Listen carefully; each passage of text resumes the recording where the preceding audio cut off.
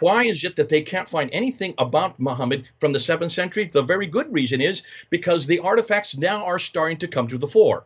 These artifacts are now coming to play, like the coins. Let's start with the coins. Take a look at the coins, and you will see the coins were being minted by these Arabs who were controlling from Libya in the west all the way to Afghanistan in the east. That's a huge swath of land. Let me just put up a map before you. You can see right here. So from this part here all the way to here, that whole swath of land was under their control by the time Muawiyah comes to power in 660. All that orange area and the brown area. That includes Iran, Afghanistan, all the way over into Libya, includes Egypt and Libya. All that swath of land was under the control during that period. They were minting coins. The reason you mint coins is not only just for commerce, you also mint coins so that you can announce who you are as the new leader. So Abu Bakr, Umar, Uthman, and Ali should have minted coins with their names on it because every leader of men minted coins. Is there one coin with any of their names on it?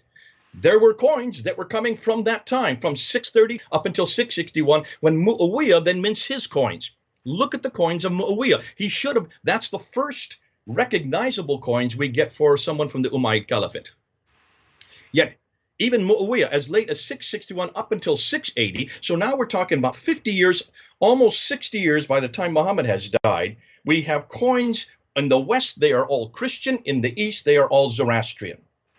Written in Arabic, with Arabic names, with rulers' names on it, but not Abu Bakr, not Umar, not Uthman or Ali, and certainly not Muhammad's name, nowhere.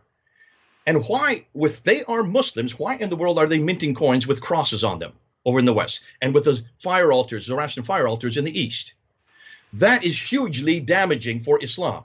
And when Muawiyah, the first great caliph of the Umayyad Caliphate, who should have been a sound Muslim by that time, he says nothing about Muhammad. He rinse coins with Khusraw's face on it, and he has Bismillah, which is understandable because Bismillah would be the name for God in both Zoroastrian and also in Judaism and also in Christianity. Allah is the name that is used in Arabic from that time. Not until 692 do we get a coin finally that is Islamic, and that's Abdul Malik's coin. Now let's go to the inscriptions. See, the inscriptions, we have 30,000 of these inscriptions, and they are all, none of them are from Mecca and Medina. Look, before we finish with the coins, notice where the coins are minted. The coins are not minted anywhere near Mecca and Medina. The coins in the West are minted in Syria and in parts of Israel. The coins in the East are all minted in Iran. And those coins are being minted while these caliphs supposedly were in power by these caliphs, yet nothing whatsoever about these caliphs are on these coins. Remember, back in those days, they didn't have TV, they didn't have any type of newspapers or radio or internet to introduce when they came to power. They had to use coins because coins were in the hands of everybody, and that's the best way to announce who you are as the new ruler. And you always put your name, you always put your face on the coin, then you put your religious denomination on the coin to distinguish who you represent. And then you put the date on it and where the mint comes from. In every case, there's nothing Islamic about any of those coins until Abdul Malik comes in. He introduces the Shahada, and the Shahada, take a look at the Shahada, La ilaha illallah Muhammadur Rasulullah. And you look at Muhammad is nothing more than a title of the praised one who is the messenger of God. Who is he referring to? The 4 references to Muhammad in the Quran, in every case, they are referring to the praised one, either Jesus Christ, or on the coins, it could be Abdul Malik himself. He's talking about himself as the praised one, who is the emissary, the king, like what Muawiyah did earlier as the Malik. He would be the king of God. These are the representative of God, and they're aggrandizing themselves. They see themselves in a messianic character, and this is why they're putting their name. That's why they're putting their references, and that's why they're saying praise be unto God, because they are the ones that are representing God. Now, fascinating what he does do on that one, that he puts and takes off the, he does a mockery of the Byzantine cross on the back. Because of that, Justinian II goes to war with him immediately in 691 and 692. Abdul Malik then introduces a brand new coin in 693. And on that coin, he has his own image on it with the sword there. He's now basically saying, I'm going to take you on. And there he puts the Bismillah, but then on the backside, he mocks the cross, the Byzantine cross. By 698, he then takes the image off, and he only includes reference after reference after reference attacking the person of Jesus Christ. Why? Because he is attacking Byzantine Christianity.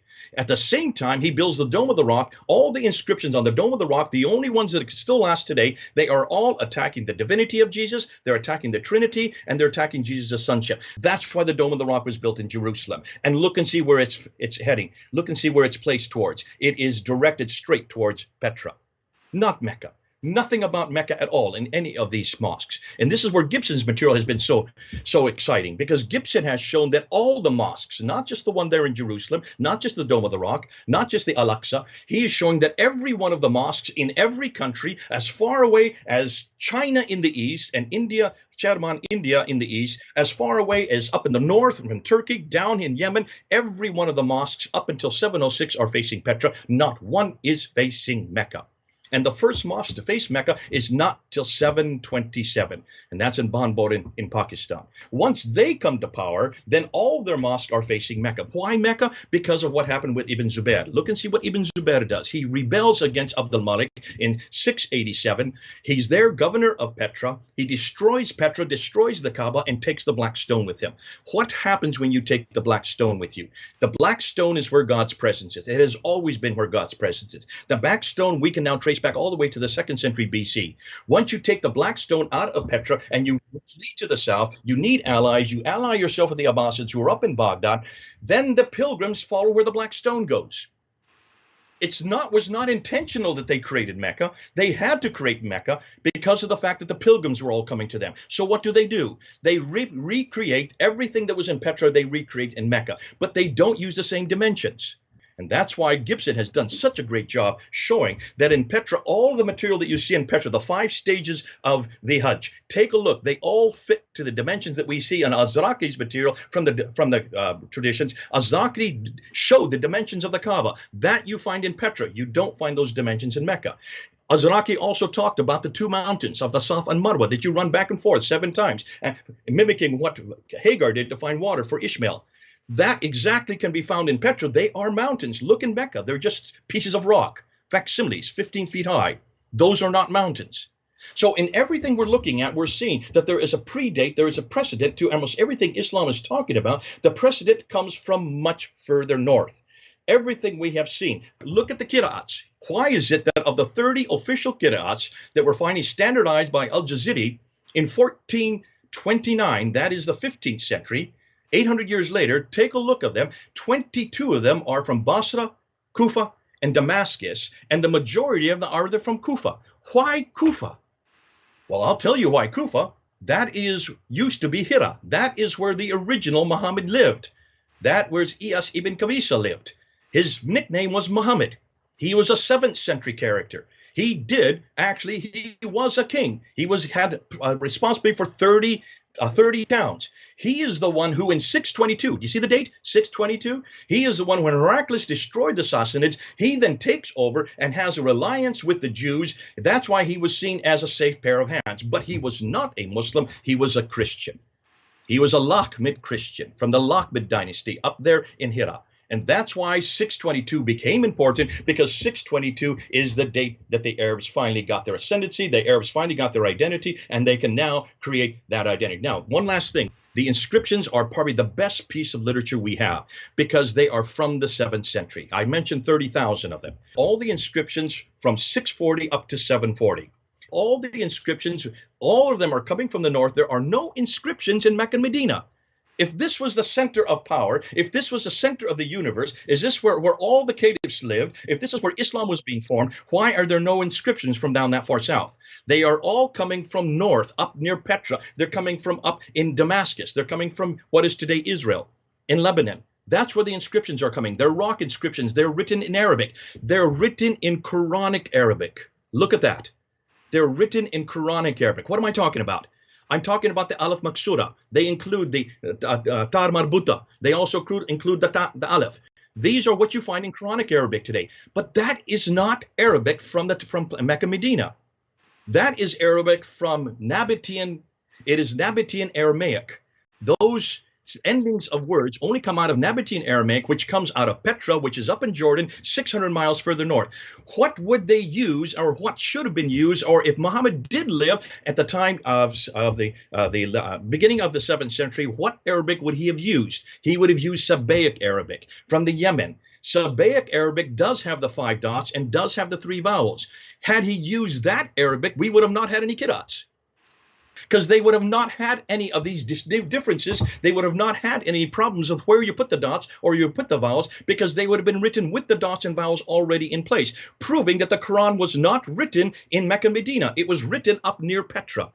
And it was using Nabatean Sabaic that did not have dots, did not have vowels. That's why at the end of the 7th century, going into the 8th century, they then had to impose those dots and vowels. But that was not imposed down in Mecca. That was not imposed down in Medina. That was all coming from Kufa. That's why all the qira'ats are from Kufa.